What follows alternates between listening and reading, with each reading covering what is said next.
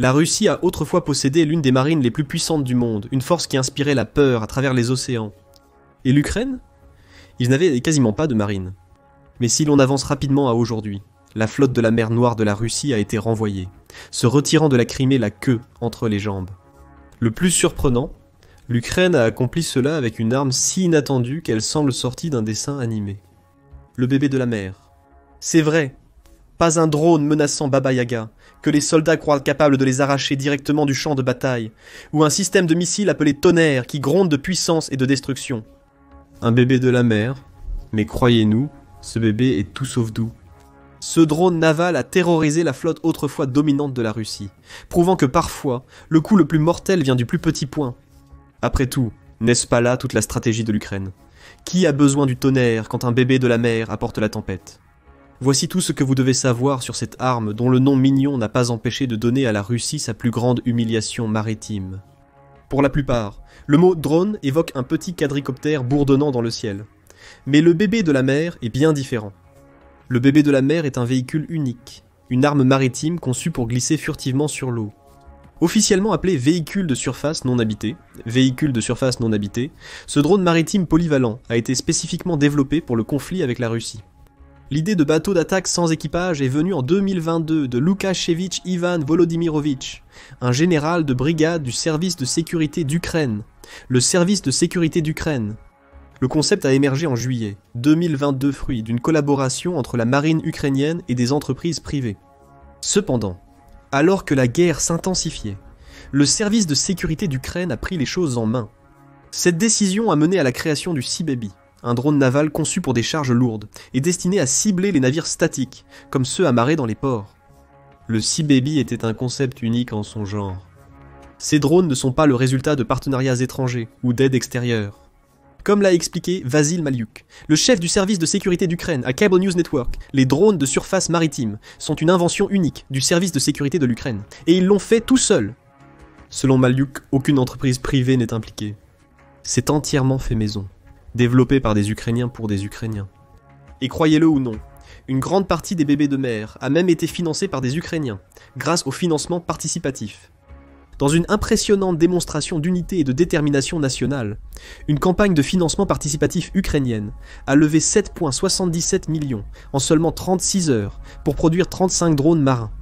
C'est l'équivalent d'un bébé de mer toutes les heures. Et la campagne de financement participatif est toujours en cours. United 24, la plateforme officielle de collecte de fonds de l'Ukraine, propose même de donner le nom d'un bébé de mer aux donateurs, offrant le montant total d'une unité, soit 220 et 1 000 $. Ces drones innovants sont produits dans des installations souterraines secrètes en Ukraine, symbole de la résilience du pays sous pression.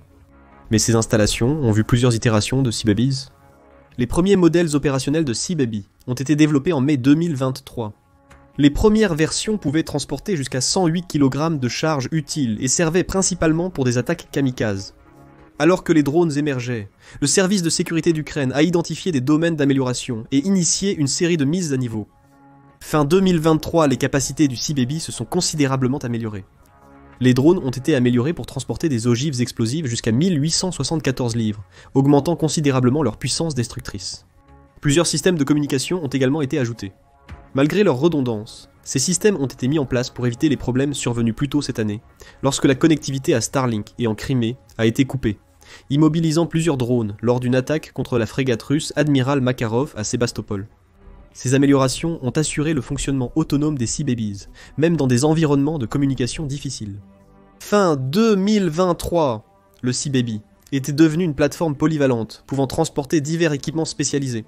Cette transformation a fait évoluer ce drone d'un simple véhicule d'attaque en un système d'armes polyvalent, adaptable à diverses missions. En janvier 2024, le service de sécurité d'Ukraine a dévoilé une nouvelle variante équipée de 6 lanceurs thermobariques, renforçant encore la réputation du drone en tant qu'arme révolutionnaire. Le développement du Sea Baby s'est poursuivi jusqu'en 2024. En mai, le service de sécurité d'Ukraine a présenté le modèle Avdiivka mis à jour, rendu possible grâce à la collecte de fonds à grande échelle mentionnée précédemment. La dernière itération a prouvé l'engagement constant envers l'innovation et l'adaptation qui a marqué le parcours de Sea Baby du concept à la suprématie sur le champ de bataille. Mais sur quoi exactement l'Ukraine travaille-t-elle en ce moment? Elle travaille sur une merveille d'ingénierie et un cauchemar pour ses ennemis. Le Sea Baby 2020, 4. Un drone maritime amélioré, allie puissance, vitesse et discrétion de manière redoutable. Ce navire élégant mesure près de 20 pieds de long, 6 pieds 6 de large et a une hauteur de presque 2 pieds au-dessus de la ligne de flottaison, ce qui le rend extrêmement difficile à détecter. De plus, sa coque construite en matériaux furtifs spécial aide l'Ukraine en permettant aux navires de naviguer sans être détectés. Avec un 400 chevaux, ce drone atteint des vitesses vertigineuses de 56 miles par heure. Mais vitesse et discrétion ne sont qu'une partie de l'équation. Le Sea Baby est capable de transporter près d'une tonne complète d'explosifs sur une distance de 620 miles.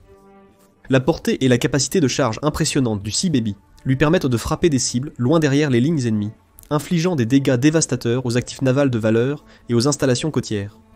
Et il peut le faire dans une mer calme ou une tempête déchaînée, ce qui en fait un prédateur implacable, un prédateur bourré d'armes.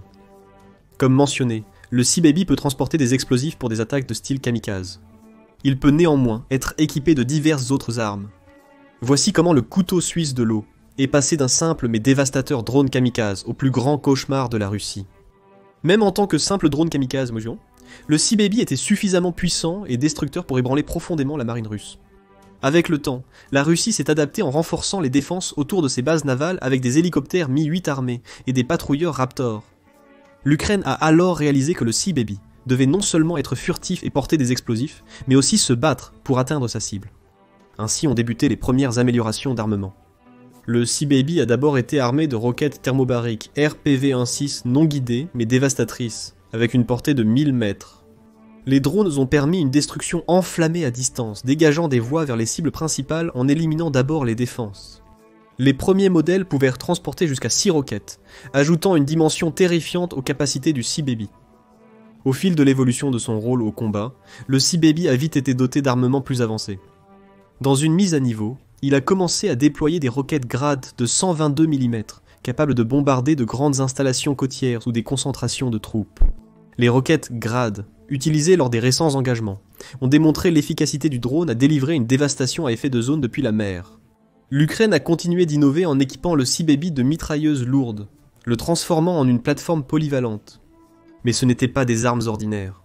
Ils étaient dotés de systèmes de ciblage avancés avec guidage et capture automatique, permettant aux drones d'engager des cibles aériennes comme les hélicoptères et avions de chasse. Chaque amélioration raconte une histoire d'adaptation. Chacun a donné des dents de lait à l'enfant de la mer. Désormais, les vagues dissimulant les bébés de la mer transportent aussi des roquettes, des mitrailleuses et même des capacités de surface à air. Ce n'est plus seulement un drone kamikaze, c'est un navire de guerre en miniature. Et maintenant, cela commence à avoir du sens. Comment l'Ukraine renvoie la Russie en enfer avec cette arme, n'est-ce pas? Le bébé de la mer révolutionne la guerre navale.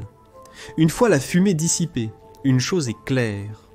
L'Ukraine a utilisé l'ingéniosité comme arme pour démanteler systématiquement les bastions les plus puissants de la Russie. Commençons par la flotte de la mer Noire dans son ensemble. Autrefois une force redoutable au cœur de la puissance navale de la Russie, cette flotte subit maintenant une série de frappes de drones ukrainiens. Mais la signification de ces frappes va bien au-delà de la puissance militaire. La flotte de la mer Noire contrôle une voie navigable essentielle pour les exportations mondiales de céréales et l'accès de la Russie aux ressources stratégiques, comme le pétrole de la mer d'Azov. Pour l'Ukraine, la mer Noire est cruciale pour ses exportations agricoles, surtout après le blocus russe. La capacité de l'Ukraine à assurer le transit des marchandises depuis ses ports, notamment Odessa, a été centrale dans sa stratégie militaire. Le Sea Baby est désormais crucial pour affaiblir l'emprise de la flotte russe de la mer Noire sur la région, en la forçant à se retirer. Les frappes répétées de l'Ukraine, notamment sur des sites stratégiques comme Sébastopol, ont paralysé les capacités navales russes et perturbé ses opérations en mer Noire. Ils ont essentiellement affamé la machine de guerre russe, en coupant l'accès à des ports vitaux. Les drones ukrainiens, y compris les Sea Babies, ont causé des centaines de millions de dollars de dommages à la flotte russe, certaines estimations suggérant jusqu'à 500 millions de dollars de pertes. Le Sea Baby est devenu une force irrésistible à lui seul, mais il s'inscrit aussi dans une stratégie plus vaste, impliquant de nombreux drones. Après tout, la guerre russo-ukrainienne est devenue connue comme une guerre de drones pour une raison. Dans le département naval, le Magura V5 ukrainien a également prouvé sa valeur. Les drones ont permis à l'Ukraine de frapper les navires russes, en s'adaptant pour transporter des missiles RR soviétiques. Avec le Sea Baby, ils ont percé les défenses de la flotte de la mer Noire, portant des coups sévères qui ont mis les navires russes sur la défensive. Comme le Sea Baby, le Magura V5 est un produit de l'innovation ukrainienne dans les navires de surface sans pilote. Cependant, ce drone est opéré par une autre agence, la direction principale du renseignement, Glavnoye Upravlenie Razvedki. Le Sea Baby du service de sécurité d'Ukraine cible des actifs stationnaires de grande valeur, tandis que le Magura Sync 5 du Glavnoye Upravlenie Razvedki est utilisé pour un rôle plus dynamique. Sa conception compacte et maniable permet des frappes rapides contre les navires de guerre en mer. Néanmoins, le Sea Baby a aussi heurté les navires de guerre russes, tel un boulet de démolition. En octobre 2022, une frappe coordonnée a vu des drones ukrainiens toucher plusieurs navires russes dans la baie de Sébastopol, y compris les frégates Admiral Makarov et Admiral Essen. En ajoutant le chasseur de mines Ivan Golubets et le navire de patrouille Ladny, la flotte russe de la mer Noire apparaît soudainement bien réduite. Et ce n'était pas non plus un coup de chance. Le 14 septembre 2023, le Sea Baby a marqué un coup direct sur la corvette russe Samum, laissant le navire nettement incliné alors qu'il était remorqué pour réparation. Parlons de faire sensation. En octobre 2023, le navire de patrouille, Pavel Durzevin, a subi le même sort. Boum! Un autre Sea Baby endommage le drone, montrant qu'ils ne servent pas qu'au spectacle. Et puis en octobre 2023, le Vladimir Kozitsky, un navire de reconnaissance, a rejoint la liste croissante des victimes. Mais n'omettons pas les frappes cruciales. Les Sea Baby ont également joué un rôle clé dans l'explosion du pont de Crimée, un symbole majeur de l'annexion illégale de la Russie. Depuis l'annexion en 2014, Moscou contrôle des actifs clés autour de la péninsule de Crimée. Et depuis l'invasion de 2022, Kiev a fait de sa mission une attaque constante de ses actifs. Le message était limpide, le combat pour la Crimée se poursuit. Et avec l'aide des drones Sea Baby, Kiev prouve qu'aucun bastion russe, pas même le fameux pont de Crimée, n'est hors de portée. Le 17 juillet 2023, les drones Sea Baby ont fait les gros titres mondiaux en menant une attaque audacieuse sur le pont reliant la Russie à la Crimée, sa ligne d'approvisionnement vitale. Avec jusqu'à 1874 livres d'explosifs à bord, 2 drones Sea Baby ont frappé les sections routières et ferroviaires du pont, causant des dégâts significatifs. Ce n'était pas la première tentative de l'Ukraine de cibler le pont, mais la deuxième attaque réussie sur ce que la Russie avait présenté comme un symbole indestructible de son emprise sur la Crimée. L'explosion a envoyé des ondes de choc à travers les forces russes, et, tout en causant tragiquement des victimes civiles, l'opération a également rendu une chose abondamment claire. L'Ukraine peut frapper en profondeur les infrastructures stratégiques russes. Les drones innovants, comme le Sea Baby, resteront une arme clé dans leur arsenal, touchant le cœur des ambitions russes en Crimée et au-delà. Cela inclut aussi les plateformes gazières russes au large de la Crimée. En décembre 2024, la marine ukrainienne a diffusé des images montrant les Sea Baby ciblant des installations gazières détenues par les Russes en mer Noire, livrant des charges explosives qui ont laissé au moins une plateforme engloutie dans les flammes. Après l'attaque, la marine ukrainienne a déclaré dans un communiqué que la chasse à l'ennemi en mer Noire se poursuivait, soulignant que ces frappes stratégiques s'inscrivaient dans une campagne plus vaste visant à affaiblir la présence militaire russe dans la région. La vidéo non vérifiée montre des frappes de drones ukrainiens sur des plateformes gazières, ciblant les systèmes de surveillance ennemis et d'autres infrastructures critiques. Le message de la marine ukrainienne était sans équivoque. L'occupation russe de la Crimée et de ses eaux ne resterait pas sans réponse. L'attaque sur les plateformes gazières ouvre un nouveau chapitre dans la lutte de l'Ukraine pour reprendre le contrôle de ses eaux à la Russie. Avec chaque frappe réussie, l'Ukraine démontre non seulement sa puissance militaire, mais aussi son engagement à repousser les forces russes hors de son territoire. Un drone à la fois. Récemment, les Sea Babies ont même affronté des avions russes. Dans une opération menée aux premières heures du 6 décembre 2024, l'Ukraine a démontré à quel point ses capacités de drone ont évolué. Les Sea Babies, équipés de mitrailleuses de calibre 50, ont repoussé efficacement les hélicoptères, avions et patrouilleurs russes qui tentèrent de les intercepter. Les forces ukrainiennes ont révélé que ces drones ont causé des dommages importants à plusieurs hélicoptères et bateaux russes, changeant la donne alors que la Russie s'attendait à une victoire facile. Des communications radio russes interceptées ont confirmé que les drones ont causé des pertes notables parmi les équipages russes, tandis que leurs avions ont subi des dégâts importants, nécessitant des réparations importantes. Ces attaques ont été un puissant rappel de la polyvalence et de l'efficacité du Sea Baby. Les drones ont non seulement abattu des avions, mais aussi ciblé une barge transportant du matériel pour réparer le pont de Crimée. Il semble que l'Ukraine soit déterminée à ce que ce pont reste un problème pour la Russie, peu importe à quel point elle essaie de le réparer ou de le protéger. Dans leur état actuel, les Sea Babies restent aussi un problème pour la Russie. Leur utilisation dans le conflit Ukraine-Russie n'est cependant pas surprenante. Dès le début de l'invasion, les deux parties ont intégré des véhicules sans pilote dans leurs arsenaux. Néanmoins, l'Ukraine s'est démarquée par son usage novateur des drones dans les airs, sur terre et en mer. L'armée ukrainienne, ainsi que les services de renseignement et de sécurité, ont déployé une gamme de drones, allant de drones aériens, de style amateur peu coûteux, équipés d'explosifs à des drones sous-marins plus avancés comme le Marichka. Ces dispositifs ont été cruciaux pour éliminer les cibles russes, souvent à une fraction du coût de l'équipement détruit. L'Ukraine a utilisé des drones de manière si remarquable qu'elle a coulé plus d'un tiers de la flotte russe de la mer Noire, sans aucun actif naval conséquent. Mais l'ingéniosité ukrainienne ne se limite pas aux drones déjà utilisés. Dans un geste remarquable, le président Volodymyr Zelensky a signé en février 2024 un décret établissant les forces de systèmes non pilotés, une branche dédiée des forces armées ukrainiennes, afin de mieux exploiter le potentiel des drones. Cette nouvelle unité se focalisera sur la formation de personnel qualifié, l'accroissement de la production de drones et l'amélioration des tactiques pour leur usage dans les domaines terrestres, aériens et maritimes. Cette initiative montre clairement que les drones ne sont plus qu'un simple outil pour l'Ukraine. Ils deviennent essentiels aux opérations militaires du pays, remodelant le champ de bataille.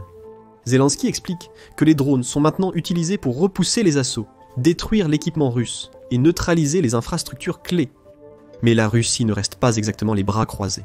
Le pays a activement contré les attaques de drones ukrainiens, dont les Sea Baby grâce à diverses défenses. Cela inclut l'interception de drones aquatiques et aériens.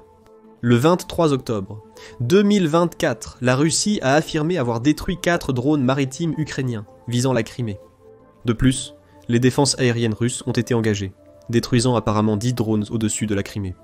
Mais l'Ukraine a été si persistante que la Russie a souvent préféré fuir plutôt que de combattre. Pour protéger ses actifs, le pays a déplacé ses forces navales de Sébastopol à Novorossiysk et a établi une nouvelle base en Abkhazie. De plus, il a commencé à équiper les navires de leurre et de mitrailleuses lourdes pour duper les drones. La Russie a également augmenté les patrouilles, avec des hélicoptères Mi-8 et des bateaux Raptor. Et pourtant, la menace persiste. La taille compacte, la vitesse et l'impact psychologique de Sababi sur l'équipage naval russe continuent d'en faire une cible insaisissable, obligeant l'armée russe à repenser constamment ses défenses. Les bébés de la mer déjouent constamment les solutions des forces qui tentent de les maîtriser. Avec chaque frappe, ces drones montrent clairement que l'Ukraine ne va pas lâcher de sitôt, transformant la mer Noire en un jeu à haut risque où la Russie est toujours un pas en retard. Selon vous, les bébés de la mer poursuivront-ils leurs attaques sur les actifs russes, ou Moscou parviendra-t-elle à les stopper? Et où voyez-vous leur développement d'aller? De nouvelles armes et capacités seront-elles ajoutées pour rendre ces drones encore plus dangereux, ou évolueront-ils en quelque chose de complètement différent à l'avenir? Partagez vos pensées dans la section des commentaires ci-dessous. Allez maintenant vérifier que le Frankensam de l'Ukraine est si bon que les États-Unis le veulent maintenant, ou cliquez sur cette autre vidéo à la place.